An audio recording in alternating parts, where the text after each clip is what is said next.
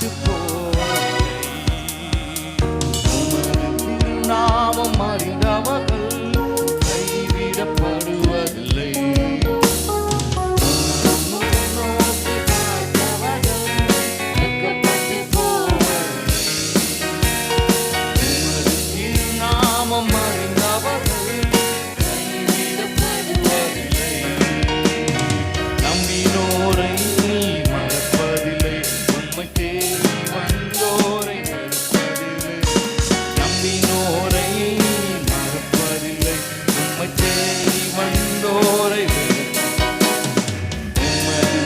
நோக்கி பார்த்தவர்கள் வெட்கப்பட்டு போவதில்லை.